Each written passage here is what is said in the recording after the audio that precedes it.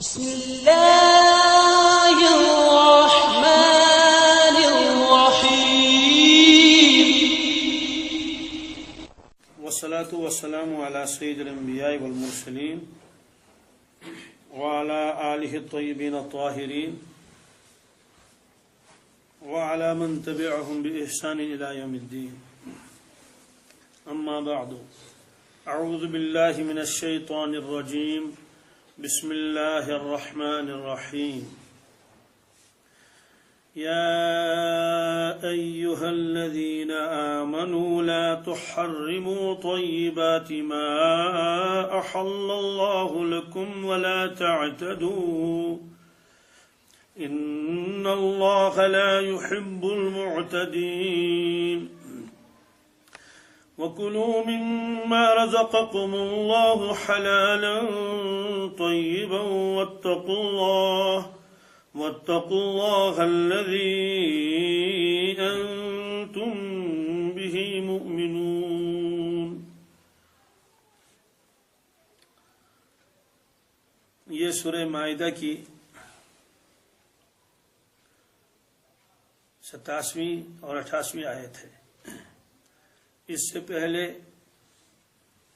اہل کتاب کا تذکرہ اللہ تبارک تعالیٰ نے فرمایا یہود اور نصارہ کا.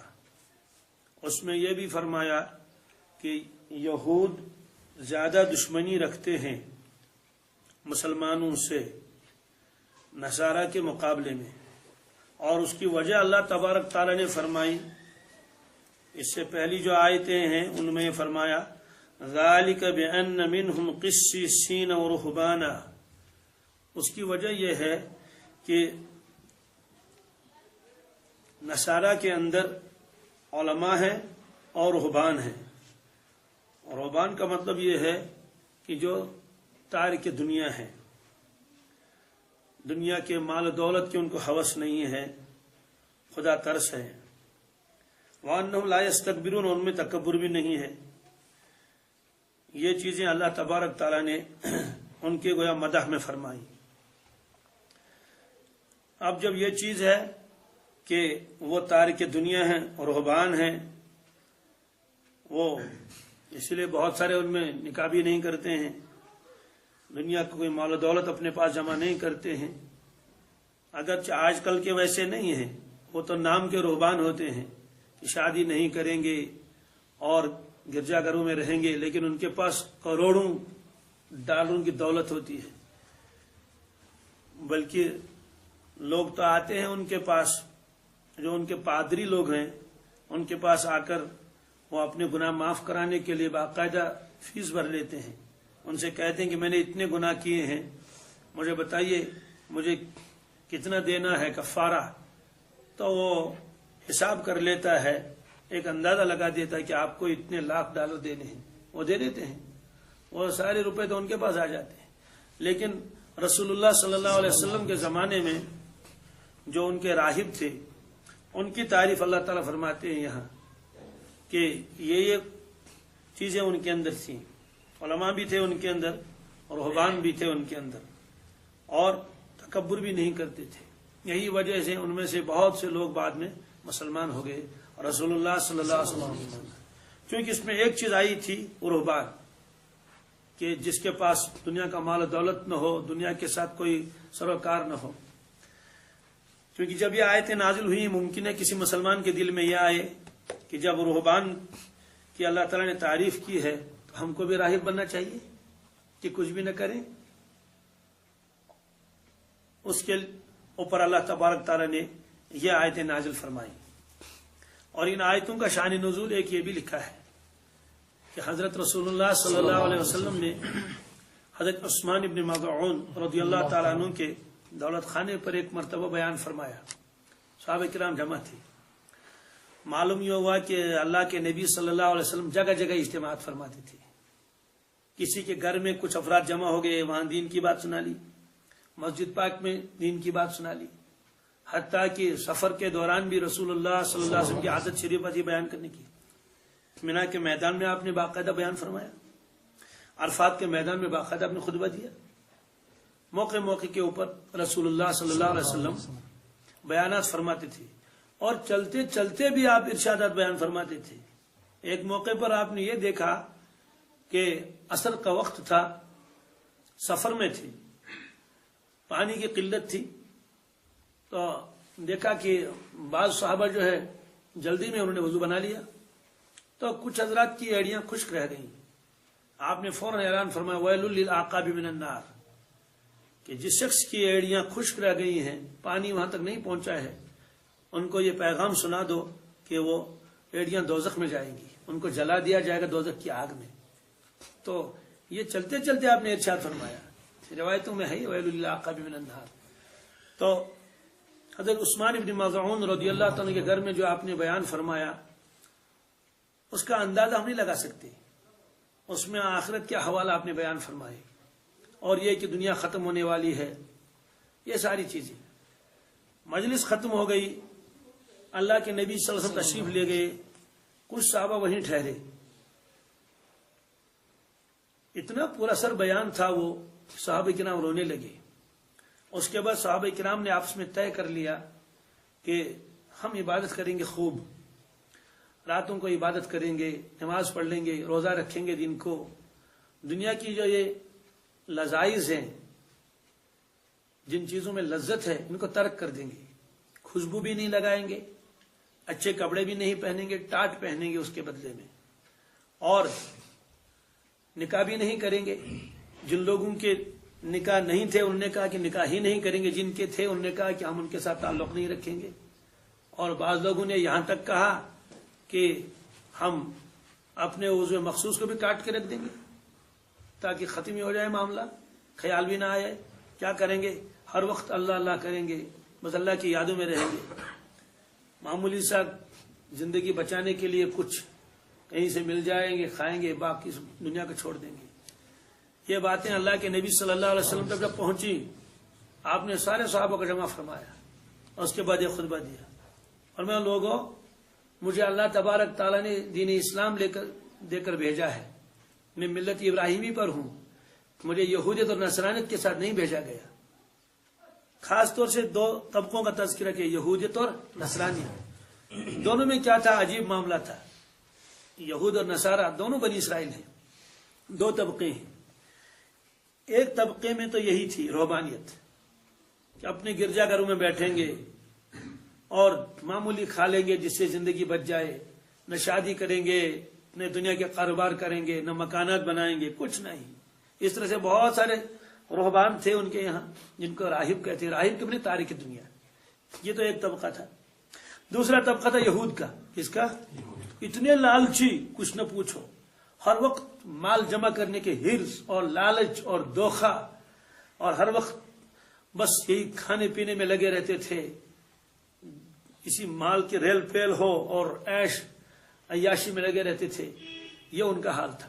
آپ نے فرمایا نہ تو مجھے اللہ نے یہ دے کر بھیجا ہے کہ آپ لوگ دنیا کو ترک کر لیں، نہ نکاح کر لیں، نہ کپڑے پہنے اچھے، نہ خوشبو استعمال کریں، نہ مکان بنائیں، نہ بیوی بچوں کو رکھیں، اور نہ یہ دے کر مجھے بھیجا ہے کہ دنیا ہی مقصدی زندگی بن جائے، ہر وقت اسی میں رہے کہ نیا اچھا سے اچھا کپڑا پہنیں، بہترین سے بہترین کھائیں، بڑے سے بڑے مکانات بنائیں اور بڑے بڑے لمبے چوڑے کاروبار کر لیں، ہر وقت خواہشات نفسانی میں پڑے رہیں۔ مجھے نہ یہ دے کر بھیجا نہ یہ دے کر بھیجا ہے، مجھے اللہ تعالیٰ نے دین حنیف دیا ہے، دین اسلام دے کر بھیجا ہے، جس میں نہ افراط ہے نہ تفریط ہے۔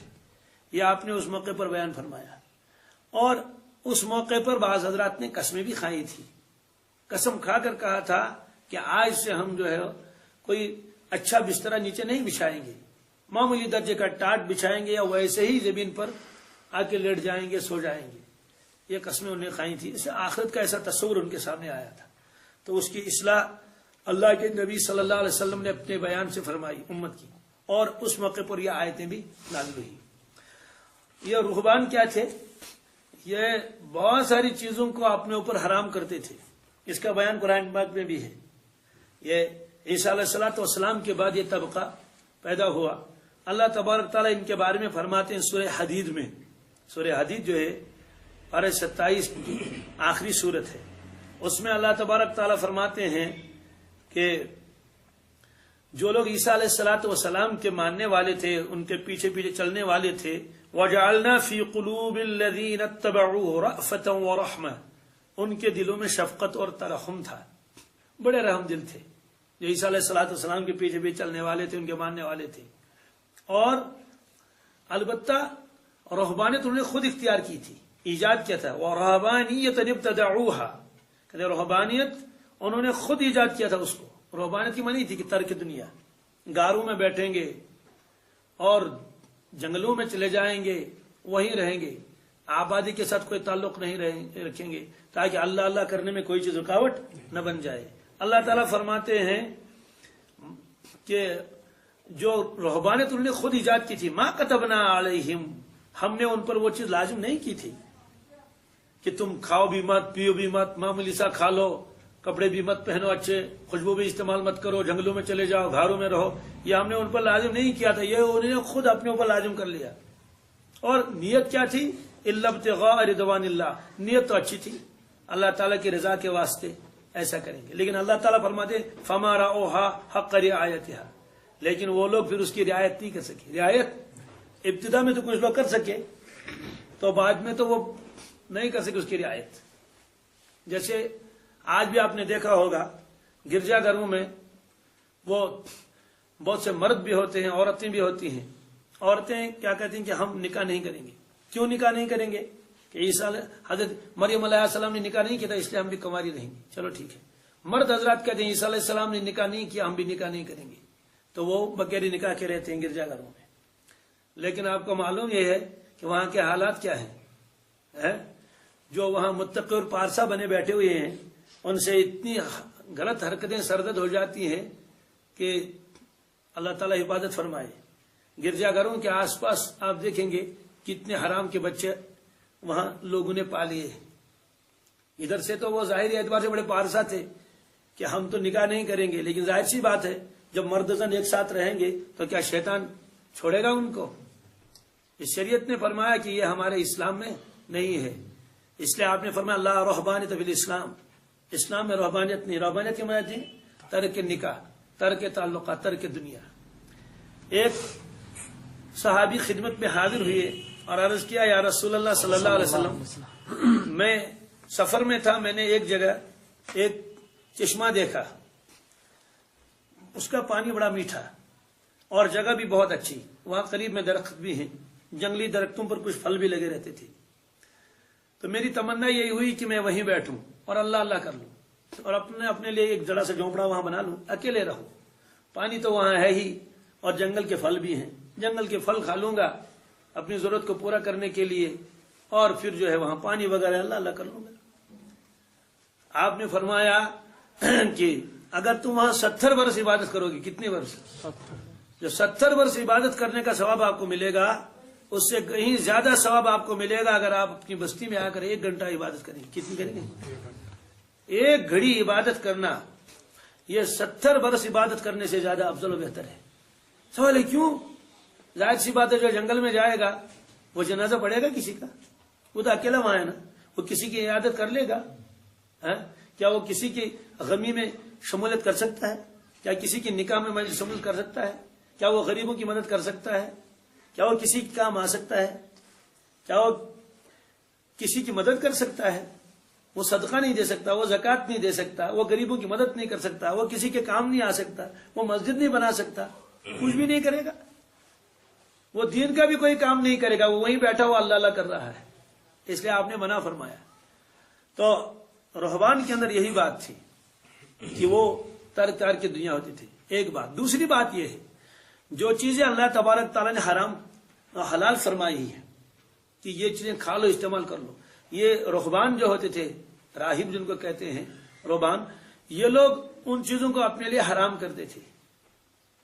وہ کہتے تھے کہ بھائی معمولی درجے کا کھائیں گے، سوکھی روٹی کھائیں گے پانی کے ساتھ بھگو کر، تو بس اسی پر گزارا کر لیں گے، چاہے سامنے کتنی نعمتیں رکھی ہوئی ہوں ان کو ہاتھ نہیں لگائیں گے، گوشت نہیں کھائیں گے۔ اسی لیے آپ نے دیکھا ہوگا دنیا میں بہت سارے لوگ ہیں ایسے ہیں کہ وہ گوشت بھی نہیں کھاتے ہیں، وہ آپ کو کہتے ہیں ویجیٹیرین، کہ وہ کیا کرتے ہیں، وہ صرف سبزی کھاتے ہیں. کیا کھاتے ہیں؟ سبزیاں کھاتے ہیں. گوشت کھانے والوں کو حقارت کی نظر سے دیکھتے ہیں. ارے تو گوشت کھاتے ہیں، گوشت خور ہیں یہ. تو وہ گویا کہ انہوں نے اپنے اوپر ان چیزوں کو کیا کر لیا؟ حرام کر لیا. سوال یہ لوگ ان چیزوں کو اپنے اوپر حرام کیوں کرتے تھے کہ اس سے اللہ تعالیٰ ہم کو خوش ہو جائے گا، راضی ہو جائے گا کہ یہ دنیا کی کوئی چیز استعمال نہیں کرتے ہیں. تو اس پر تو ان صحابہ کرام نے بھی چونکہ قسم کھائی تھی کہ ہم لذیذ لذیذ کھانوں کو ہاتھ نہیں لگائیں گے، گوشت نہیں کھائیں گے، پنیر نہیں کھائیں گے، گھی استعمال نہیں کریں گے، شہد استعمال نہیں کریں گے، اس طرح سے اونٹ کا گوشت نہیں کھائیں گے. یہ ساری چیزیں ہم ترک کر دیں گے تاکہ ہم جو ہے وہ دنیا کے لذائذ کو وہ استعمال نہ کریں. یہ سوال کیوں ایسا کیوں ہوتا تھا؟ راہب لوگ یہ کیوں کہتے تھے؟ راہبوں کے ذہنوں میں یہ تھا کہ جو آدمی اللہ کو پانا چاہے تو اس کو چاہیے کہ وہ دنیا کو کرے ترک کر لے. کیا کر لے؟ اللہ تبارک تعالیٰ کی رضا جس کو مقصد ہو، اللہ مجھے مل جائے، اس کی خوشنودی مل جائے اور اللہ کی ہمیں مقبول ہو جاؤں اور مجھے جنت ملے. تو ان کے ذہنوں میں یہ تصور تھا ان چیزوں کو ترک کیے بغیر اللہ تعالیٰ تک رسائی نہیں ہو سکتی، اللہ کی رضامندی اور خوشنودی حاصل نہیں ہو سکتی. اس لیے ایک طبقہ تو راہبوں کا بن گیا. دوسرے لوگوں نے دیکھا کہ بھائی یہ تو ہم سے ہوگا نہیں، یہ تو ہم سے ہوگا نہیں کہ کچھ بھی مت کھاؤ، کچھ مت پیو، معمولی سوکھا سوکھا. اس لیے انہوں نے چھوڑ دیا اس کو. کہہ دیں گے بھائی ہم تو اللہ تک قریب جا بھی نہیں سکتے، لہٰذا انہوں نے دوسرا راستہ اختیار کیا، خوب کھاؤ، خوب مزے اڑاؤ. ارے کیوں؟ کہتے ہیں یار اللہ تعالیٰ کو تلاش کریں گے تب تو دنیا چھوڑنی پڑے گی، تب تو دنیا چھوڑنی پڑے گی، وہ ہم سے ہوگا نہیں. اب دنیا میں رہ کر اب ہم حلال حرام کی تمیز کرنے لگیں گے تو تب بھی تو اللہ تعالیٰ ملیں گے نہیں. لہذا یہ ہے کہ جو سامنے مل جائے وہ کھا لو. تو ہوا یہ تھا کہ راہبوں نے حلال چیزوں کو بھی اپنے اوپر حرام کر لیا تھا کہ یہ چیزیں استعمال نہیں کریں گے تب اللہ تعالیٰ ملے گا. اور یہود نے اس کے مقابلے میں حرام چیزوں کو بھی استعمال کرنا شروع کر دیا تھا. انہوں نے کہا کہ اب تو حلال و حرام کی مسئلہ ہی نہیں. حلال و حرام کا مسئلہ تو اس وقت تھا کہ اللہ مل جاتے، وہ تو ملیں گے نہیں. وہ تو جب اللہ تعالیٰ ملیں گے ہی نہیں جب تک حلال بھی ترک نہ کریں. اس لیے انہوں نے حرام کو بھی سمیٹنا شروع کر دیا. یہ آیتیں نازل ہوئی امت کی اصلاح کے لیے کہ نہ تو اس کی ضرورت ہے نہ تو اس کی ضرورت ہے. وہ بھی خلاف اسلام ہے، رہبان بننا، یہ بھی خلاف شریعت ہے، رسول اللہ صلی اللہ علیہ وسلم کے طریقے کے خلاف ہے کہ آدمی حلال کو پھاند کر حرام چیزوں کو بھی استعمال کر لے. اس کا مفہوم ذہن میں آ گیا. یہ صورتحال تھی. تو اب یہ آیتیں نازل ہوئی. کیا فرماتے ہیں اللہ تبارک تعالی؟ یا ایھا الذین آمنوا، اے ایمان والو، لا تحرموا، حرام مت کر لو، حرام مت ٹھہراؤ، طیبات ما احل اللہ لکم، ان طیبات، ان پاکیزہ چیزوں کو جو لذیذ چیزیں ہیں، ما احل اللہ لکم، جو اللہ نے تمہارے لیے حلال کر دی ہیں. اللہ تبارک تعالیٰ یہ چیزیں تمہارے لیے بنائی ہیں، ورنہ اللہ تعالیٰ تو کھانے پینے سے تو بے نیاز، انہیں کھانے کی کیا ضرورت ہے؟ مجھے بتائیے اللہ تعالیٰ نے دودھ کس کے لیے پیدا فرمایا؟ فرشتوں کے لیے، اپنے لیے، ہمارے لیے. کیلے اور سنگترے، یہ ساری چیزیں. تو ایک صاحب ایک جگہ انہوں نے نکاح نہیں کیا. کیوں نہیں کیا؟ واللہ عالم. تو اس کے باپ کو بڑا غصہ آیا ایک مرتبہ. تو اس نے بہت ڈانٹا بیٹے کو اور ایسا جملہ اللہ کے بارے میں کہا وہ میں یہاں کہہ بھی نہیں سکتا کیونکہ جاہل قسم کا آدمی تھا. تو اس جملے کو تو میں بہرحال چھوڑ دیتا ہوں. لیکن دوسرا جملہ کہ اللہ تبارک تعالیٰ نے پھر یہ عورتوں کو کیوں پیدا کیا؟ عورتوں کو کیا ضرورت تھی اللہ تعالیٰ کو پھر عورتوں کو پیدا کرنے کی؟ جب تم شادی کرنے مانتے نہیں ہو تو پھر اللہ تعالیٰ نے عورتیں پیدا کیوں کی؟ اگر مرد ہی مرد پیدا کرنے ہوتے تو انہیں کو کر لیتے. تو یہ اس نے اپنے بیٹے کو ڈانٹ کے کہا. مطلب یہ اسے کہتا تھا کہ تم کیا کر لو، نکاح کر لو.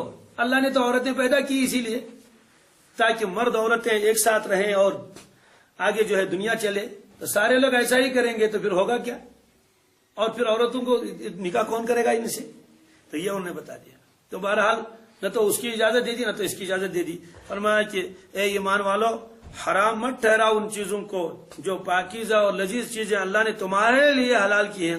لکم، تمہارے لیے، تو تمہارے لیے اللہ نے فرمائی. ولا تعتدوا، لیکن حد سے آگے بھی مت بڑھو.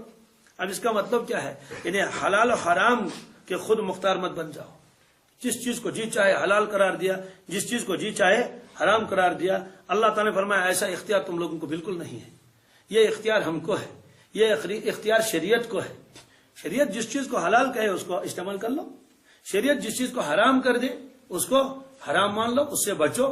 اس لیے حلال و حرام کا یہ اختیار تم لوگوں کو نہیں ہے. وہ اللہ تعالیٰ یہ چاہتے ہیں کہ جو چیزیں میں نے بندوں کے لیے بنائی اس کو استعمال کر لیں. ایک حدیث میں ہے، ایک شخص اللہ کے نبی صلی اللہ علیہ وسلم کی خدمت میں آیا، بہت ہی پھٹے پرانے کپڑے پہن کر. نور باطن سے اللہ کے نبی صلی اللہ علیہ وسلم کو یہ معلوم ہوتا تھا اس شخص کی حالت کیا ہے. ظاہر سی بات ہے آپ سے زیادہ نور باطن کس کا ہو سکتا ہے. اسی لیے عقل حیران ہو جاتی ہے. 10 شخص ایک سوال کر لیتے ہیں، جواب الگ الگ. جواب جی، ایک شخص نے عرض کیا کہ ای الاعمال افضل، سب سے بہترین عمل کون سا ہے اسلام میں جس کو میں کر لوں؟ آپ نے فرمایا والدین کی خدمت. والدین کی. دوسرا شخص بھی یہی سوال کر رہا ہے کہ سب سے اعلیٰ افضل عمل اسلام میں کیا ہے؟ آپ نے فرمایا غربا کو کھانا کھلانا. غربا کو. تیسرا شخص بھی یہی سوال کر رہا ہے کہ ای الایمان افضل، ای الاعمال افضل، اسلام میں سب سے پسندیدہ عمل کون سا ہے؟ آپ نے اسے فرمایا کہ رات کو نماز پڑھ لینا. رات کو. ظاہر سی بات ہے سوال اگر ایک ہی ہے تو جواب ایک ہی کیوں نہیں؟ جواب ایک ہی ہونا چاہیے نا. اس کی وجہ کیا ہے؟ اللہ کے نبی صلی اللہ علیہ وسلم دیکھتے تھے اس شخص کے اندر کس چیز کی کمی ہے، اس کمی کو آپ دور کرنا چاہتے تھے. یہ تو بالکل ایسا ہے جیسے ایک استاد اسکول میں ہے، اب بچے آ کر اس سے پوچھتے ہیں کہ سر ہم کو زیادہ محنت کس سبجیکٹ میں کرنی چاہیے. اب استاد کو معلوم ہے کہ انہوں نے ان کا ایگزام کئی مرتبہ لیا ہے، تو ان کے بچوں کے جو آنسر پیپر ہیں وہ ان کے سامنے رکھے ہوئے ہیں، تو ان کو معلوم ہے کہ اس بچے کے تو اردو میں تو اچھے مارکس ہیں اس کی، اور میتھ میں بھی، لیکن انگلش ان کا جو ہے وہ کمزور ہے. اب یہ پوچھتا ہے کہ سر سب سے زیادہ محنت کس سبجیکٹ میں کرنی چاہیے؟ تو استاد اس کو دیکھ کر کہتا ہے، اور ان کو معلوم ہے کہ ان کی کمزوری ہے، اس کا بیٹے انگلش میں محنت کرنی چاہیے، اس کی ضرورت بہت ہے.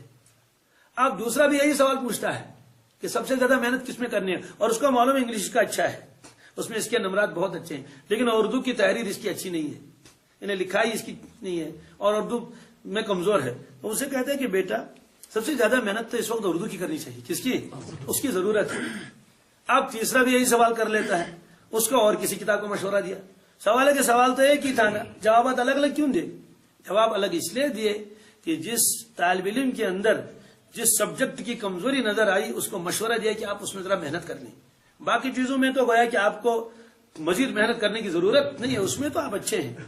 تو اللہ کے نبی صلی اللہ علیہ وسلم کے سامنے جب ایک ہی سوال کیا جاتا جوابات الگ الگ ہوتے تھے. تو ایک نے سوال کیا اس کا جواب کچھ اور ہے، دوسرے نے سوال کیا اس کا جواب کچھ اور ہے، تیسرے سوال اس کا جواب کچھ اور ہے، تو جوابات الگ الگ ہوتے تھے. تو اس طرح سے ایک شخص اللہ کے نبی صلی اللہ علیہ وسلم کی خدمت میں حاضر ہوتا ہے اور وہ اجازت چاہتا ہے کہ میں اپنا سارا مال اللہ کے راستے میں خرچ کرنا چاہتا ہوں. سارا مال خرچ، تاکہ مال ہی نہ رہے. آپ نے منع فرمایا کہ بالکل نہیں، سارا مال خرچ کرنے کی اجازت نہیں ہے. اس طرح سے لوگ آ کے سوالات کرتے تھے، آپ ان کے سوالات کے ادھر سے جوابات دیتے تھے. جس چیز کی ضرورت اس کے اندر ہوتی تھی اس چیز کے جواب ان کو دے دیتے تھے. اسے جوابات آپ کو ہر جگہ کیا الگ الگ ملیں گے. اسلام میں سب سے اہم عمل کون سا ہے؟ آپ نے جواب میں یہ فرمایا. تو یہ حلال و حرام، اپنے اوپر چیزوں کو حلال کرنا یا چیزوں کو اپنے اوپر کیا حرام کرنا، اس کی اجازت نہیں. یا ایھا الذین آمنوا لا تحرموا طیبات ما احل اللہ لکم، اے ایمان والو ان چیزوں کو حرام مت کر لو جو چیزیں اللہ تعالیٰ نے تمہارے لیے پیدا کیے ہیں، حلال فرمائے تمہارے لیے، ان کو استعمال کر لو. ولا تعددوا، حد سے مت بڑھو. یہ جملہ بہت عجیب ہے، حد سے مت بڑھو. کیا مطلب ہے اس کا؟ میں نے جس چیز کو حلال کیا آپ اس کو حرام کر رہے ہیں، یہ تو حد سے بڑھنا ہے. اور جس چیز کو میں نے حرام کہا آپ اس کو حلال کہتے ہیں، یہ بھی تو حد سے بڑھنا ہے. تو شارحین نے لکھا ہے حد سے آگے بڑھنے کی ایک ہی شکل نہیں ہے، مختلف شکلیں ہیں. کیا؟ حلال کو حرام بنانا اپنے عقیدے کے اعتبار سے، میں اس کو استعمال نہیں کروں گا، حرام کر دیا اس چیز کو، حد سے بڑھ گیا. شریعت نے کہا یہ حلال ہے، تم حرام اس کو کہتے ہو. اور جو چیز شرعن حرام ہے اس کو حلال سمجھنا حد سے بڑھنا ہے. اور جو چیز شرعن حلال ہے لیکن اس حلال کو اپنی جو اس کے حدود ہے اس سے زیادہ استعمال کرنا، یہ بھی حد سے نکلنا ہے. مثلا کھانے پینے کی اجازت ہے یا نہیں، لیکن قرآن پاک نے کیا فرمایا؟ وَكُلُوا وَاشْرَبُوا وَلَا تُسْرِفُوا. ایمان والو تم کھاؤ پیو اجازت ہے، یہ چیزیں میں نے تمہارے لیے بنا، لیکن دیکھو اسراف نہ کرنا۔ اسراف، شادی ہے ٹھیک ہے ولیمہ کر لو، مہمانوں کو کھانا کھلا لو، اجازت ہے، سنت ہے، ثواب ملے گا آپ کو، لیکن اسراف مت کرو۔ اسراف اگر اس میں اسراف ہو جائے گا، حد سے لوگ آگے بڑھ جائیں گے کہ اتنا گوشت ضائع ہو رہا ہے اور اتنے مرغے ذبح ہو رہے ہیں اور اتنا جو ہے وہ اس میں خرچ ہو رہا ہے، اس کا مطلب تو ہے کہ اجازت تو تھی اس کی، لیکن جب یہ اپنے اس حد سے آگے بڑھ جائے گا تو یہ بھی گویا کہ ممانعت میں داخل ہو جائے گا۔ یہ فرمایا ولا تعتدوا، اور حد سے مت بڑھو۔ اسی طرح سے 3 صحابہ رسول اللہ صلی اللہ علیہ وسلم کی خدمت میں تشریف لائے اور ازواج مطہرات سے حال دریافت کیا اللہ کے نبی صلی اللہ علیہ وسلم کی عبادت کا، کہ حضرت جب مسجد میں ہوتے ہیں تو ہمارے سامنے ہوتے ہیں، لیکن جب اپنے دولت خانے میں تشریف لے جاتے ہیں تو کیا کرتے ہیں، یہ ذرا ہم کو معلوم کرنا ہے۔ وہاں سے ہدایت یہ آئی کہ اللہ کے نبی صلی اللہ علیہ وسلم نماز بھی پڑھتے ہیں، آرام بھی فرماتے ہیں، اور بھی چیزیں جو ان کو بتا دی گئی کہ گھر کے کام کاج میں ہاتھ بھی بٹاتے ہیں۔ اس کے جب وہ صحابہ کرام نکلے، 3 صاحب تھے، مسجد نبوی میں بیٹھے اور کہنے لگے کہ کہاں ہم اور کہاں اللہ کے نبی صلی اللہ علیہ وسلم، یہ تو بخشے بخشائے ہیں، معصوم ہیں، باقی ہم تو رات بھر کھڑے رہیں گے۔ رات بھر، ایک نے تو یہ کہا رات بھر کھڑا رہوں گا، عبادت کروں گا، ہلکا پھلکا معمولی سا سو جاؤں گا، کہیں اونگ آ گئی تو سو گیا، اور دن میں روزہ رکھوں گا۔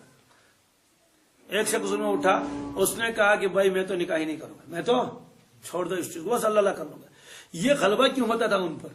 اللہ کی ایسی محبت ان کے دلوں میں اللہ کے نبی صلی اللہ علیہ وسلم کی صحبت کی برکت سے آئی تھی کہ وہ چاہتے تھے کسی طرح سے اللہ تعالیٰ کے پاس جا کے کیا مل جائیں، کسی طرح سے اللہ ہم سے راضی ہو جائے اور خوش ہو جائے۔ تو بہرحال یہ باتیں اللہ کے نبی صلی اللہ علیہ وسلم نے سن لی۔ کس طرح سے سن لی؟ یا تو بطور وحی کے معلوم ہوا، یا بطور کشف کے، یا چونکہ قریب میں باتیں کر رہے تھے تو 2-4 باتیں کان میں پڑ لی۔ آپ ان کے پاس تشریف لائے، سلام کلام کے بعد فرمایا کہ کیا تم لوگ ایسی ایسی باتیں کرتے تھے؟ انہوں نے کہا حضرت ہم ایسے باتیں کرتے تھے۔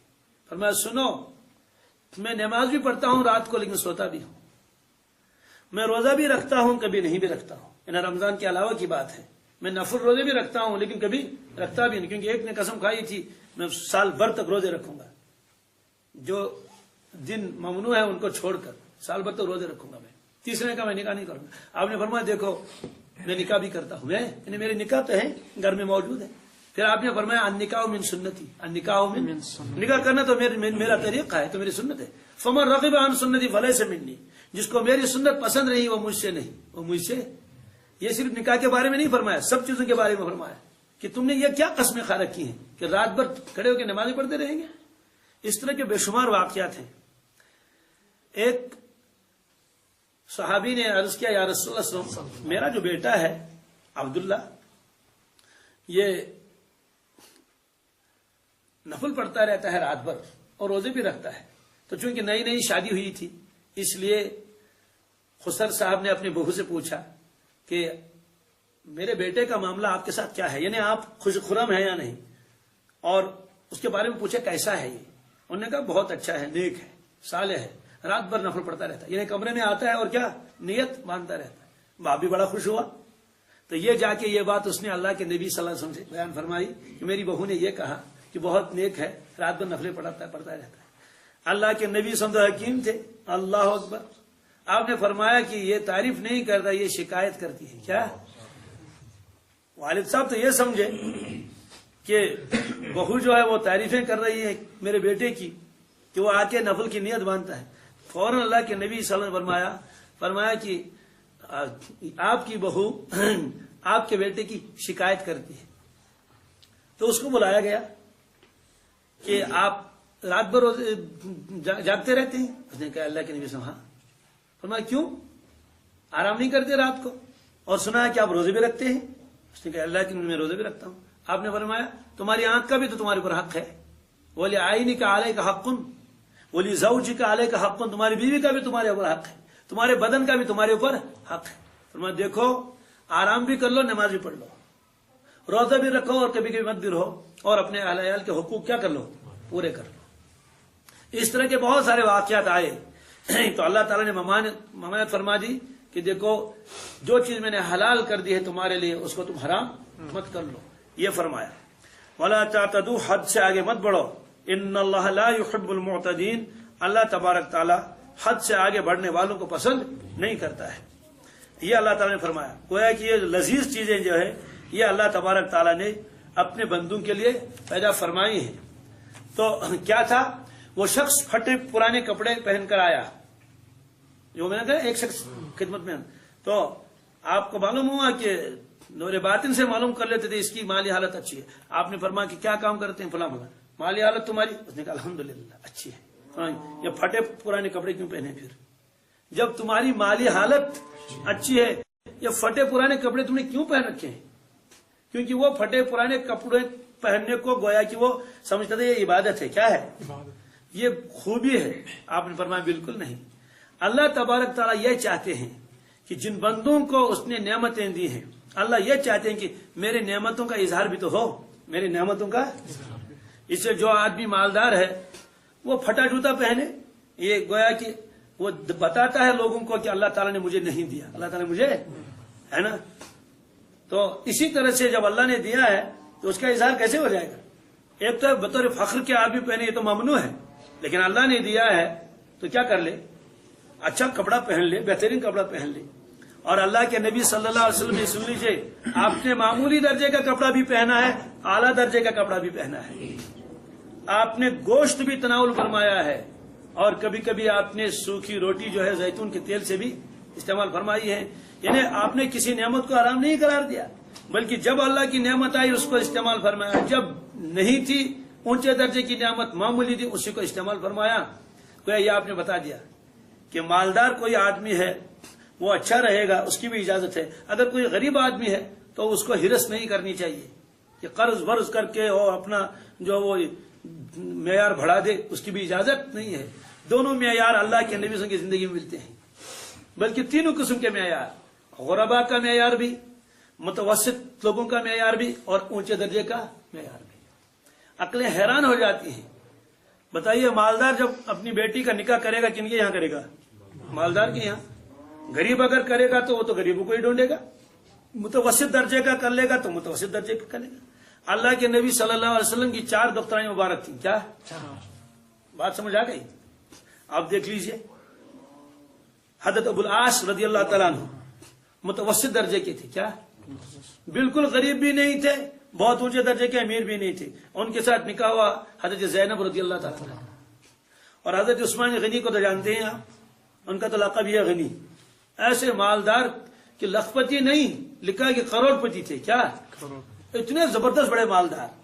دوستو ان کے ساتھ بھی نکاح ہوا 2 صاحبزادیوں کا، پہلے حضرت رقیہ کا رضی اللہ تعالیٰ عنہ، اس کا جب انتقال ہوا بدر کے روز، جب اللہ کے نبی صلی اللہ علیہ وسلم بدر میں تشریف لے کے تھے، جنگ بدر میں، ادھر سے انتقال ہوا حضرت رقیہ کا رضی اللہ عنہ۔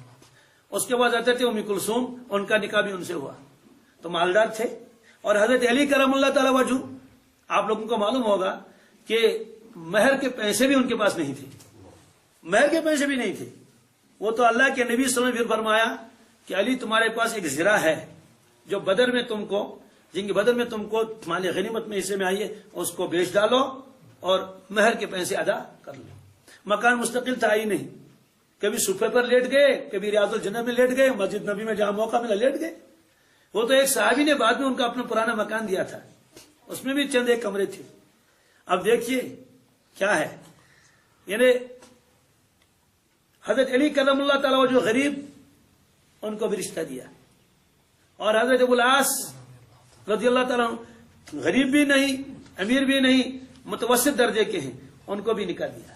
اور حضرت عثمان غنی رضی اللہ تعالیٰ عنہ مالدار، ان کو بھی نکاح دیا۔ معلوم یہ ہوگا کہ اگر کوئی آدمی رشتہ کر لے مالداروں کے یہاں، یہ بھی تو سنت ہے، غریبوں کے یہاں رشتہ کرے یہ بھی سنت ہے، متوسط درجوں کے لوگ ان کی بھی سنت ہے۔ اصل میں وہاں مال و دولت وغیرہ معیار نہیں تھا، وہاں دینداری اور تقوی معیار تھا۔ چونکہ یہ مضمون مجھے اس وقت عرض نہیں کرنا ہے کہ یہ سب کیوں ہوا، وہ سب ہوا تقوی اور مالداری کی بنیاد پر، اس پر تقوی اور پرہیزگاری کی بنیاد پر ہوا، وہ مال دے کر نہیں ہوا۔ ہاں یہ تو الگ مسئلہ ہے کہ غریب چاہتا ہے کہ جو ادھر سے ہو وہ بھی کیا ہو، غریب ہی ہو، تاکہ دونوں جو ہے وہ ایک طرح کے وہ ہوں، ایک معیار کے ہوں۔ امیر تو چاہتا ہے کہ امیر ہی ہو، وہ تو الگ مسئلہ، کفو کا مسئلہ ہے وہ۔ بہرحال یہاں آپ نے فرمایا کہ کہ پھٹے پرانے کپڑے مت پہنو، اللہ نے تم کو بہت دیا ہے، جا کے کیا کر لو، نئے کپڑے پہن کے آ جاؤ، اچھے کپڑے پہن کے آ جاؤ۔ اللہ تبارک تعالیٰ یہ چاہتے ہیں کہ آپ کے بدن پر وہ نعمت کا اثر بھی دیکھ لیں، اظہار نعمت، اسراف نہیں، تکبر نہیں۔ حدیث پاک میں ہے جو آدمی لوگوں کو دکھلانے کے لیے جوڑا پہنے گا، اتنا بڑا جوڑا، اتنا قیمتی، قیامت کے دن ذلت کا لباس پہنایا جائے گا کہ چل ذلت کا لباس پہن لے، کیونکہ تو لباس اس لیے پہنتا تھا قیمتی درجے کا تاکہ لوگ تم کو کیا فخر سے تم کو کہیں گے بھائی فلاں اتنا قیمتی کپڑا ہے۔ بہرحال مردوں کے اندر تو یہ بیماری نہیں ہے، مستورات کے اندر یہ بیماری اکثر ہوتی ہے کہ وہ بہترین سے بہترین کپڑا وہ جو ہے اس وقت وہ پہنتی ہیں، اور کبھی کہتے ہیں کہ یا چل کمی پہن لگی ہوا خانون جس میں ذرا کام زیادہ ہو دوسروں کو مرعوب کرنے کے لیے۔ وَكُلُوا مِمَّا رَزَقَكُمُ اللَّهُ، کھاؤ مما رزقکم اللہ، جو تم کو اللہ تعالیٰ نے رزق دیا ہے، حلالاً طیباً، حلالاً حلال بھی ہے پاکیزہ بھی ہے، کھاؤ عیش کر لو، یہ چیزیں تمہارے لیے ہیں۔ واتقوا اللہ، ڈرو اللہ تبارک تعالیٰ سے۔ کیا مطلب تو یہ ہوا کہ کھانے کی اجازت ہے لیکن کھانے کے غلام نہ بننا، کھانے کے غلام، اور حلال کو حرام، حرام کو حلال، ایسا بھی نہیں کرنا، اللہ سے ڈرو۔ الذی انتم بہ مومنون، جس اللہ پر تم ایمان لا چکے ہو، جس اللہ پر تم ایمان کا تقاضا تو یہی ہے، بندگی تو یہی ہے کہ جس چیز کو اللہ نے اجازت دی اس کو استعمال کر لو، جس چیز سے اللہ تعالیٰ نے کیا پابند اس کو رک جاؤ۔ اب چونکہ بعض صحابہ نے قسمیں بھی کھائی تھی اس لیے وہ خدمت میں حاضر ہوئے اللہ کے نبی صلی اللہ علیہ وسلم، ہم نے تو قسم کھائی ہے کہ فلاں چیز استعمال نہیں کریں گے، مثلا قسم کھائی تھی گوشت نہیں کھائیں گے، چربی استعمال نہیں کریں گے، مرغن غذائیں نہیں کھائیں گے، یہ تو ہم نے قسم کھائی۔ اب قسم کا کیا ہوگا؟ اب اللہ تعالیٰ فرماتے ہیں دیکھو قسم کا کیا حل ہے، تو فرمایا کہ قسم کا حل یہ ہے کہ کفارہ دے دو۔ کیا دے دو؟ کفارہ دے دو۔ اب قسم جو ہے وہ اس کی 3 قسمیں ہیں۔ کتنی؟ 3 قسمیں۔ 3 قسموں کا مطلب کیا ہے؟ ایک قسم ہے وہ جو آدمی جان بوجھ کر جھوٹی قسم کھائے گزشتہ واقعات کے اوپر۔ مثلا ایک شخص جو تھا وہ کہیں گیا ہوا تھا والد صاحب کی مرضی کے خلاف، مثلا کہیں ڈرامہ دیکھنے گیا تھا، کہیں اور گیا تھا، تو والد صاحب نے اسے پوچھا کہ تم کل وہاں گئے تھے، قسم کھا لو۔ اس نے کہا اللہ کی قسم میں وہاں نہیں گیا تھا، حالانکہ وہ گیا تھا، حالانکہ وہ اس کو معلوم ہے میں وہاں گیا ہوں اور پھر بھی قسم کھائی۔ اس کو یمین غموس کہتے ہیں۔ کیا یمین غموس اس کو کہتے ہیں شریعت کی اصطلاح میں۔ یمین غموس کیا ہے وہ میں بھی عرض کرتا ہوں۔ اسی طرح سے ایک آدمی سے اس سے کوئی بات پوچھی جا رہی ہے، وہ جان بوجھ کر جھوٹی قسم کھاتا ہے، مطلب اسے کہا کہ کیا تم نے یہ بات فلاں کو کہی ہے، حالانکہ کہی تھی، اس نے کہا اللہ کی قسم میں نے یہ بات اس سے نہیں کہی، حالانکہ یہ بات کہی تھی، اس کو معلوم ہے۔ یہ یمین غموس ہے۔ اس کو غموس اس لیے کہتے ہیں، غمس کے معنی آتے ہیں ڈبکی لگانا پانی کے اندر۔ کس کے اندر؟ جیسے آپ نے دیکھا ہوگا چھوٹے چھوٹے بچے وہاں ندیوں میں کیا کرتے ہیں، وہ تالابوں میں نہاتے رہتے ہیں، آپ لوگوں نے بھی نہایا ہوگا، ہم نے بھی بچپن میں خوب نہایا ہے بہت، تو ڈبکی لگاتے ہیں، ڈبکی لگانے کے بعد آدمی بالکل غائب ہو جاتا ہے۔ یہاں ڈبکی لگائی اور چلتے رہے پانی کے اندر اور ادھر نکلے، تو جب آدمی ڈبکی لگا دیتا ہے تو اس کا کوئی چیز نظر نہیں آ رہا ہے، سارا جسم پانی کے اندر غائب ہو جاتا ہے، نظر بھی نہیں آتا ہے۔ فرمایا کہ جب آدمی جھوٹی قسم کھائے اللہ کی، کس کی؟ جھوٹ بولنا تو ویسے ہی ممنوع ہے، پھر اس کے ساتھ قسم بھی کھائی، دیکھو گناہ کے سمندر میں وہ ایسے ہی ڈوب گیا جیسا وہ آدمی اپنے آپ کو پانی میں ڈوبا دیتا ہے، وہ یہ تو ڈوب ہی گیا، اس کا انگ انگ گناہ میں ڈوب گیا، اس کا کوئی عضو بھی گناہ کے بغیر نہیں رہا، سارا وجود اس کا گناہگار ہو گیا۔ ایسا زبردست گناہ، کیوں؟ ایک تو جھوٹ، ایک تو جھوٹ تو ویسے ہی ممنوع ہے، گناہ کبیرہ ہے، اور جھوٹ کے اوپر اللہ کی قسم، کس کی؟ اللہ کی قسم کھائی اس نے۔ اب قسم آدمی کیوں کھاتا ہے اس کی تفسیر آگے آئے گی۔ تو یہ یمین غموس ہے۔ دوسرا یمین ہے، اس کو کہتے ہیں یمین لغو۔ کیا؟ یمین لغو مانے فضول قسم، بیکار۔ یمین لغو کیا ہے؟ یمین لغو اس کی مختلف صورتیں ہیں۔ ایک صورت اس کی ہے یمین لغو کی، یہ کہ ایک آدمی اپنے اعتبار سے سچا ہے، اپنے اعتبار سے، اور قسم کھا لیتا ہے کسی واقعے کے متعلق، حالانکہ وہ واقعہ ایسا نہیں۔ مثلا آپ میں سے کوئی شخص کہیں چلا گیا تھا، مثلا جماعت میں گیا تھا 40 دن کے لیے، اب 40 دن کے لیے وہ گیا ہے، فجر کی نماز میں آپ میں سے کسی آدمی نے دیکھا کہ وہ تو آ چکا ہے، جو چلے کے لے گیا تھا تو وہ تو آ چکا ہے، دور سے دیکھ لیا لیکن پوری اچھی طرح سے نہیں دیکھ لیا. تو اب جب دن میں دوسرا آدمی ملا، اس نے کہا فلاں تو چلے میں گیا، اس نے کہا وہ تو آ چکا ہے، اس نے کہا نہیں ابھی تو نہیں آیا، اس نے تو مجھے کل فون کیا. اس نے کہا قسم اللہ کی میں نے مسجد میں دیکھا، صبح اللہ کی قسم میں نے اس کو مسجد میں دیکھا. حالانکہ اس کو مغالطہ لگ گیا تھا، وہ اس کا بھائی تھا. کیا تھا؟ یا اس طرح سے دونوں کی شکلیں کبھی ملتی جلتی یا وہ ایسے ہی دیکھ لیا. تو اپنے اعتبار سے تو وہ سچا ہے، اپنے اعتبار سے وہ سچا ہے اور قسم کھا لیتا ہے، لیکن حقیقت میں وہ واقعہ ایسا نہیں ہے. سوال ہے کہ کیا یہ ایسا ہی گناہگار ہو جائے گا جیسے پہلے والا؟ کہتے ہیں نہیں، یہ گناہگار نہیں ہو. کیوں؟ یہ تو اپنے اعتبار سے سچ کہہ رہا ہے نا، لیکن حقیقت میں یہ بات اس کے خلاف ہے جو یہ بیان کر رہا ہے. اس کو یمین لغو کہتے ہیں. اور ایسے ہی یمین لغو میں وہ قسمیں آتی ہیں جو آدمی قسم تو نہیں کھاتا ہے لیکن اس کے زبان پر یہ تکیہ کلام ہے. کیا اس کو عربی میں کہتے ہیں لا واللہ ولا باللہ. یہ کشمیری میں بھی وہ آ جاتا ہے. چائے سے کیا چائے بنائی چمن چو آکا بلا بنائی چمن بلا بنائی جب تم سکتا چھٹ کا چار کا دونوں آدمی پھر آ پیالا. بات تو بجا گئی. پہلے تو اس نے بلا کا لفظ کہا ہے نا، لیکن ظاہر سی بات ہے یہاں قسم خانی مراد نہیں ہے. یہ تو زبان سے ویسے ہی نکلا. ہاں چائے چو بلا بنائی چمن، تم نے چاہ آگ پیالا تو آپ اس کے بعد پی لیا. تو بعض علماء کرام نے تو اس کو بھی کہا یمین لغو ہے. کیا ہے؟ کیونکہ جان بوجھ کر اس نے قسم بھی نہیں کھائی اور اس کے ارادہ بھی نہیں تھا پختہ کہ میں قسم کھاتا ہوں میں ان کے گھر چائے نہیں پیوں گا. تو بہرحال لیکن احتیاط تو ان قسموں کی بھی کرنی چاہیے. وہ آگے آئے گی آیت واحفظوا ایمانکم، لوگوں اپنے قسموں کی حفاظت کرو. کیا کر لو؟ اور بار بار قسم کھانا یہ بھی اچھا نہیں. اللہ تبارک تعالیٰ نے فرمایا وَلَا تَجْعَلُوا اللَّهَ عُرْضَةً لِأَيْمَانِكُمْ، لوگوں تم اللہ تبارک تعالیٰ کے مقدس نام کو نشانہ مت بناؤ، بات بات پر قسم مت کھاؤ. اور ایک روایت میں ہے جو تاجر قسمیں کھا کر اپنے اب مال کو بیچتا رہتا ہے، قسمیں کھاتا ہے بات بات پر، قسم اللہ کی 150 میں خود خرید ہے واللہ اشور میں پان دون ہتن، بار بار پر قسم کھاتا ہے. اور کیا ہوگا اس کا؟ فرمایا کہ اس کے تجارت کی برکت اللہ تعالیٰ ختم کر دیں گے، اس کا تجارت بے برکت ہو جائے گا. چاہے وہ اپنے بات میں سچائی ہے، جھوٹ نہیں بول رہا ہے، وہ کہتا ہے کہ قسم اللہ کی یہ 150 سمجھ لیں، قسم کھانے کی ضرورت ہی کیا ہے؟ کیا ضرورت ہے بار بار اللہ تعالیٰ کی قسم کھا لینا؟ تو چونکہ بے احتیاطی اس میں ہوتی ہے تو فرمایا کہ یہ دوسری قسم یمین لغو، یہ یمین غموس میں کیا ہے؟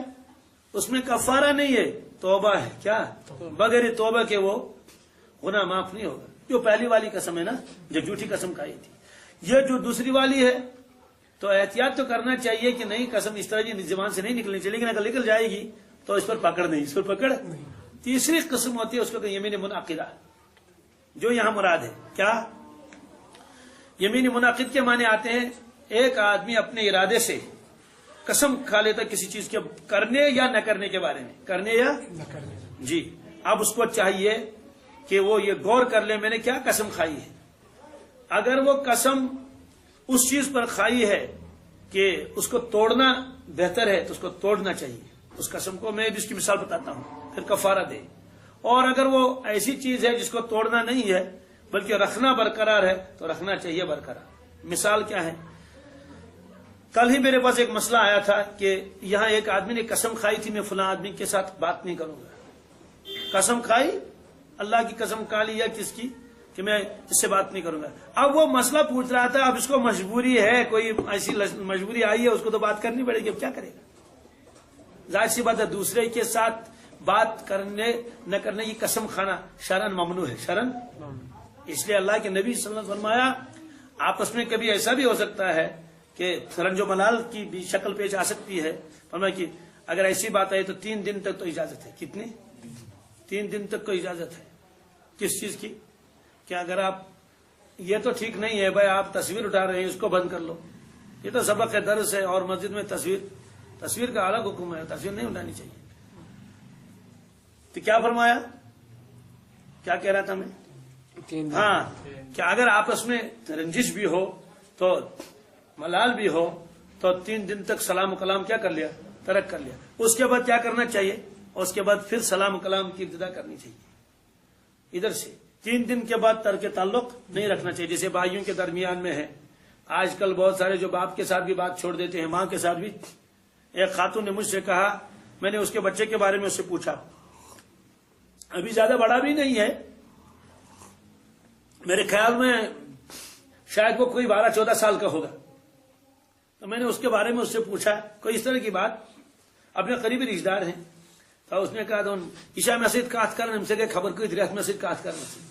اندازہ لگائے بچہ کوئی بالغ بھی نہیں بھی ہے، بلوغ قریب البلوغ ہے، 12-14 کے درمیان میں ہوگا شاید. تو وہ اپنی ماں سے بات ہی نہیں کرتا ہے، موچے جوڑ کات کرن وہ بات نہیں کرتا اس کے ساتھ. تو اس طرح سے اگر آپس میں ہو تو فرمایا 3 دن تک کی اجازت ہے. کیا؟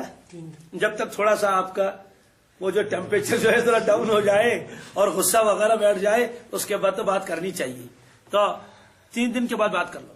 نہیں کریں گے پھر بھی ترک تعلقات رکھیں گے. تو حدیث پاک میں ہے کہ اگر یہ دعا مانگے گا تو اس کی دعا بھی قبول نہیں، اس کی دعا بھی قبول نہیں. اللہ تعالیٰ فرمانے پہلے تم اپنا معاملہ کیا کر لو، درست کر لو. اللہ تعالیٰ یہ نہیں چاہتے ہیں کہ مسلمانوں کے درمیان میں آپس میں کیا ہو، نفرتیں ہوں اور بالکل جو ہے وہ ادھر چلا جائے ادھر چلا جائے، آپس میں میل جول نہ ہو، بات چیت نہ ہو، وہ محبت نہ ہو. اللہ تعالیٰ یہ نہیں، اللہ تعالیٰ چاہتے آپس میں کیا رہیں، بھائی بن کر رہیں، محبت کے ساتھ رہیں. انما المؤمنون اخوہ. تو چونکہ ترک کلام کی وجہ سے پھر ترک تعلقات بھی ہو جاتے ہیں. کلام تو ابتدا ہے نا تعلقات کی، جب کلام سلام نہیں ہے تو تعلقات ختم ہو جاتے ہیں.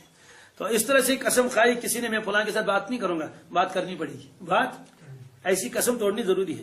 لیکن کسی لڑکے نے قسم کھائی میں سگریٹ نہیں پیوں گا، کیا قسم کھا لی؟ ایسے بھی واقعات آتے ہیں. اداز میں سمت قرآن پاکس بڑا تھا بچم نے سگریٹ کیا مگر موجودات کیا بنے گا اس کا، ہے نا. ظاہر سی بات ہے ایسی قسم کو تو پورا کرنا چاہیے، نبھانا چاہیے. کیا مطلب ہے؟ بھائی میں نہیں پیوں گا، اسے یہ کوئی اچھی چیز نہیں ہے. تو چلو ٹھیک ہے، اب کیا کر لے، اب اس سے تو بات کرنی پڑے گی. میں نے کہا اس سے بات کر لو، اس لیے کہ ترک تعلقات ٹھیک نہیں ہے. ٹھیک بات تو کر لی لیکن قسم کا کیا ہوگا؟ قسم کا دینا ہے کفارہ، قسم کا دینا ہے. ایسے جس نے سگریٹ نہ پینے کی قسم کھائی تھی اور اب سگریٹ پی لی. یا بعض ایسے بھی ساتھی ہیں جو ہمت کر لیتے ہیں کہ میں نے قسم کھائی میں فلم نہیں دیکھوں گا. کیا؟ بالکل نہیں دیکھنی چاہیے، حرام ہے. وہاں تو بالکل نامحرم عورتیں ہوتی ہیں اور وہ جو بے پردہ ہیں. جو ان عورتوں کا دیکھنے کا حکم ہے نا، جو بازار میں چلتی پھرتی ہیں، وہی حکم تو ان کا بھی ہے. اسے وہ بھی تو عورتیں ہیں، بات سمجھا گئی. بلکہ اس عورت کو دیکھ کر تو آدمی ذرا نگاہیں نیچے بھی رکھ سکتا ہے. صدقنا تو بھائی کیا خوش میں دول کہہ سکتا نہیں کہہ سکتا. یہاں تو کچھ نہ کچھ پھر بھی حجاب اور یعنی ایک ہچکچاہٹ تو آ ہی سکتی ہے ایک. لیکن جو آپ اس میں اسکرین میں دیکھ لیں گے تو آپ کو تو کوئی حجاب ہی نہیں آئے گا. ادھر مولوی کیا داڑھی بول کیا اللہ بول بچن دوڑ وڑ تم کچھ میں سے دول وچن. لیکن آپ اس کو دیکھتے رہیے تو آپ کو ہچکچاہٹ ہی نہیں آئے گی نا. اس لیے اس کا حکم زیادہ خطرناک ہے. یہاں تو پھر بھی حیا کا کوئی نہ کوئی پہلو آدمی کو وہ رکاوٹ بن جاتا ہے، وہاں تو کوئی بھی رکاوٹ نہیں بن جاتا ہے. اس لیے جو حکم اس کا وہ حکم اس کا، اس کا حکم اس سے زیادہ خطرناک ہے. کیونکہ وہاں تو بالکل خوب آدمی جو ہے وہ خوب مزے لے کر خوب دیکھے گا، اور وہ تو بالکل ہی رہنا ہوگی نیم رہنا اور کیا کیا. تو قسم کھائی تھی میں آج سے فلم نہیں دیکھ لوں گا، اتفاقاً دیکھ لی فلم.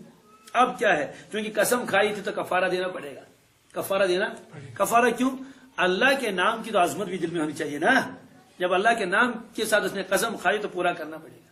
اب یہ الگ مسئلہ ہے کن کن چیزوں کی قسم کھانی چاہیے، کن کن چیزوں کی قسم نہیں کھانی چاہیے. مضمون تو پہلے بھی آ چکا ہے کئی مرتبہ، میں ذرا سا اس کو دہراتا ہوں. پھر کیا غیر اللہ کی قسم کھانا ممنوع ہے؟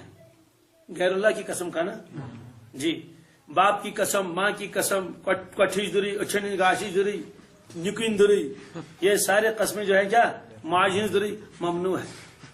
تو کابش دری ممنوع ہے. بعض لوگ تو اللہ کے نبی سے قسم کھاتے ہیں، بالکل ممنوع ہے. بالکل ایسا نہیں کرنا چاہیے. حتیٰ کہ قرآن کی بھی قسم نہیں کھانی چاہیے. کس کی؟ قرآن اشدری. اور اگر قرآن پاک کی قسم کھائی تو قسم لازم ہو جائے گی. قسم اگرچہ نہیں کھانی چاہیے تھی لیکن قسم پھر بھی لازم ہو جائے گی. قرآن چودھری سگریٹ چمنے کی تو قسم منعقد ہو گئی. اب کیا نبھانا پڑے گا. جو ہی سگریٹ پی لے گا کفارہ دینا پڑے گا. تو سب سے پہلی بات تو یہ ہے کہ غیر اللہ کی قسم نہیں کھانی چاہیے. تو قسم جب کھانی چاہیے کس کی؟ اللہ تبارک تعالیٰ کی. قسم کیوں کھائی جاتی ہے، اس کی کیا وجہ ہے؟ یہ بھی اسلام میں ہے.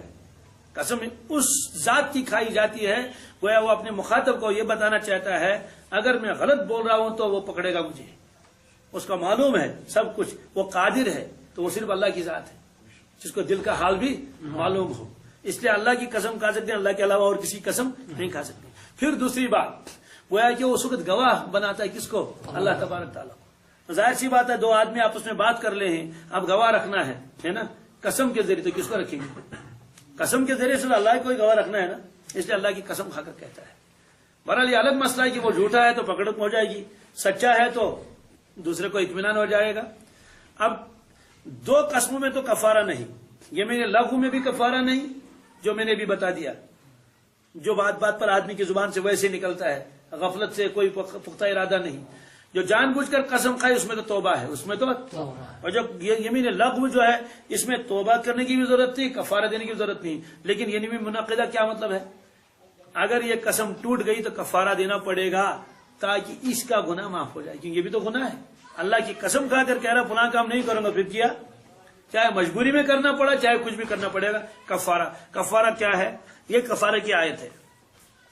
کیا فرماتے ہیں اللہ تبارک تعالیٰ؟ لا يؤاخذكم الله باللغو في ايمانكم. لا يؤاخذكم اللہ, اللہ تعالیٰ تم کو پکڑے گا نہیں, مواخذہ نہیں فرمائیں گے, باللغو في ايمانكم, تمہارے ان قسموں میں جو لغو ہیں. کیا ہے؟ بےہودہ اور بیکار قسم کی قسم ہے, اس پر اللہ تعالیٰ تم کو پکڑیں گے نہیں.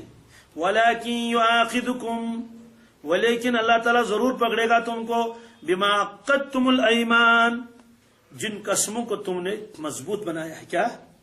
جان بوجھ کر آپ نے قسم کھائی, اپنے ارادے سے اللہ کی قسم کھائی ہے کسی بھی چیز کے اوپر, اگر تم نے اس پر وہ نبھایا نہیں تو پکڑ ہوگی. کیا؟ اب چونکہ ادھر سے تو ہم نے قسم کھائی تھی کہ گوشت نہیں کھائیں گے اور خوشبو استعمال نہیں کریں گے اور فرش پر نہیں سوئیں گے, تو اللہ تعالیٰ فرمایا کیا ہے؟ کہتے ٹھیک ہے تم کفارہ دے دو. کفارہ کیا ہے؟ فَكَفَّارَتُهُ اطعام 10 مساکین, اس کا کفارہ یہ ہے کہ اطعام 10 مساکین, 10 مسکینوں کو کھانا کھلانا. 10 مسکینوں کو من اوسط ما تطعمون اہلیکم, اوسط درجے کا کھانا, درمیانہ درجے کا کھانا. بالکل یہ نہیں کہ روٹی اور زیتون کا تیل رکھ لیا, یہ درمیانہ درجے کا کھانا, یہ تو نیچے درجے کا کھانا ہے نا, کچھ نہ کچھ تو سالن بھی ہونا چاہیے. ما تطعمون اہلیکم, جو ہم اپنے گھر والوں کو کھلاتے ہو, جو اپنے بال بچوں کو کھلاتے ہو, اس معیار کا ہونا چاہیے. یہ نہیں کہ اس نے کہا جناب فلاں 5 اسٹار ہوٹل میں جو ریٹ ہے, سمجھا کہ نہیں, اسی ریٹ سے ہم کو کھانا کھلاؤ, ایسا بھی نہیں. اس لیے فرمایا کہ ما تطعمون اہلیکم, جو تم اپنے اہل عیال کو کھانا کھلاتے ہو وہ دے دو کفارے میں. کتنے مسکینوں کو کھانا دینا ہے؟ 10 مسکینوں کو کھانا دینا ہے. اب اس کی شکل کیا کیا ہے؟ ایک تو ہے کہ آپ نے 10 مسکینوں کو بلایا, ان کو بتایا کہ بھائی آج دوپہر کا کھانا ہمارے یہاں کھا لیں اور عشاء کا کھانا بھی ہمارے یہاں کھا لیں. وہ 10 مسکین آئے, پہلے تو قسم توڑنی ہے. کیا؟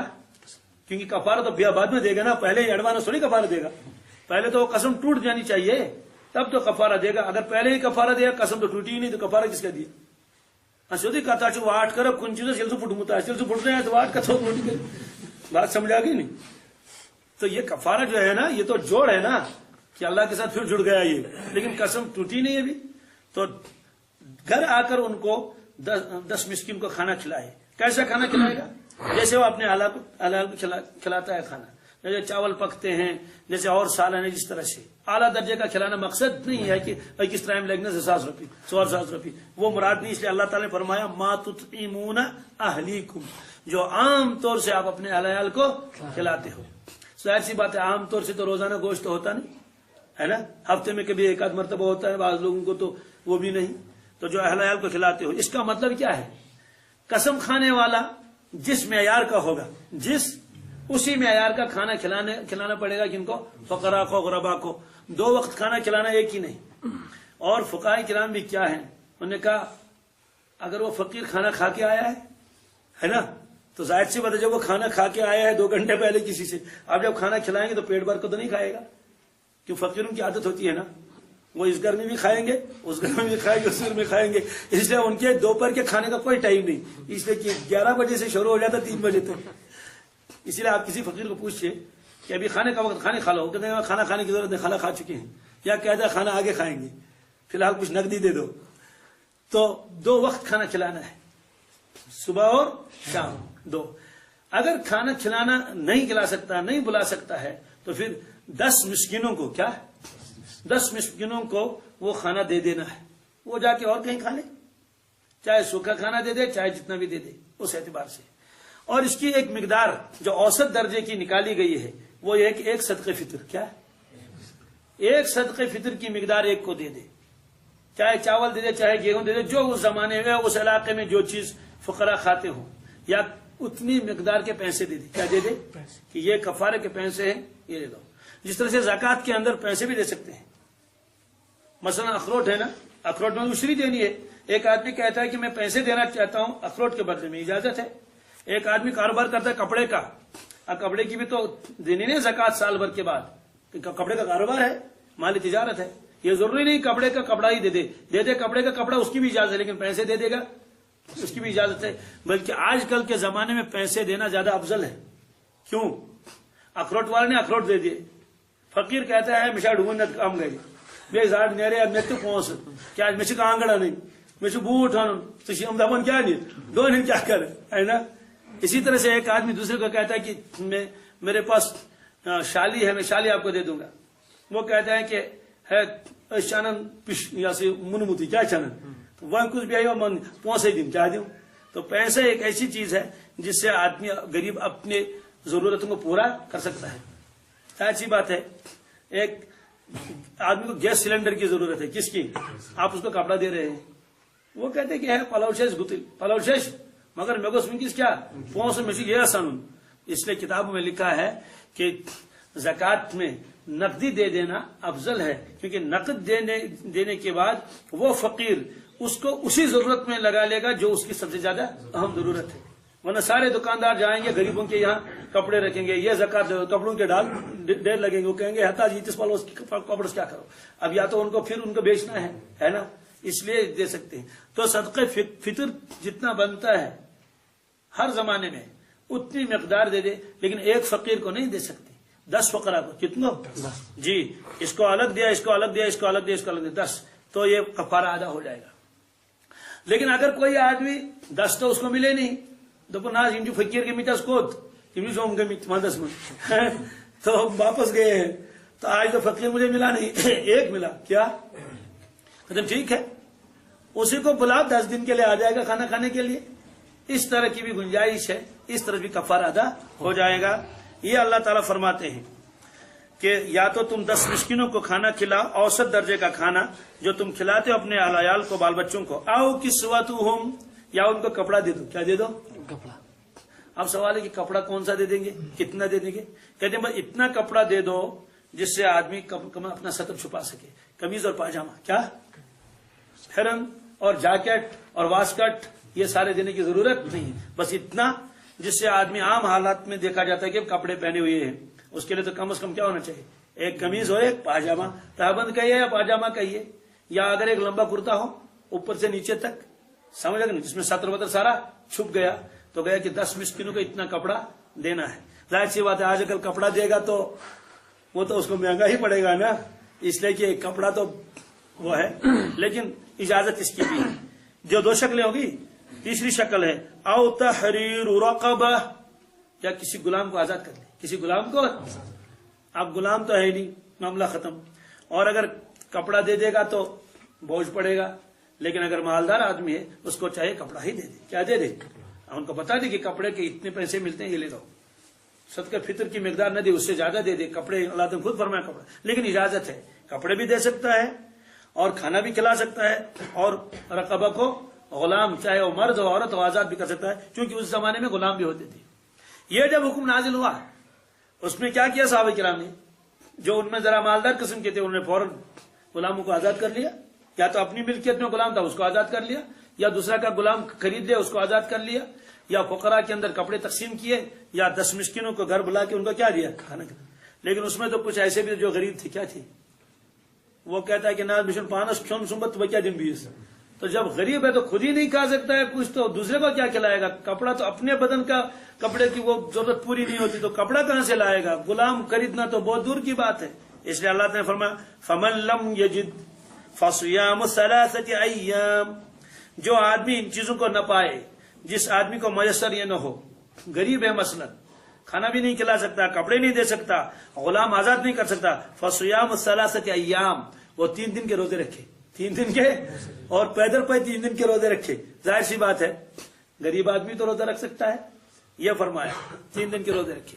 لیکن آج کوئی آدمی کہے گا میں 3 دن کے روزے رکھوں گا، نہیں، یہ اس کے لیے ہے جو وہ 3 کام نہ کر سکے، تو یہ اس کے بعد کیجیے۔ تو اس میں ان غربا کا حل نکل آیا جن صحابہ کرام نے قسم کھائی تھی کہ ہم فلاں فلاں چیز استعمال نہیں کریں گے۔ اب جب یہ آیتیں نازل ہوئی اس میں یہ بھی بتا دیا جو غریب ان میں سے وہ 3 دن کے روزے رکھے، تو انہوں نے قسم کو توڑ دیا۔ قسم توڑنے کے بعد 3 دن کے انہوں نے کیا کر لیے؟ مسلسل روزے رکھے۔ یہ کفارے کے 3 دن کہلاتے ہیں۔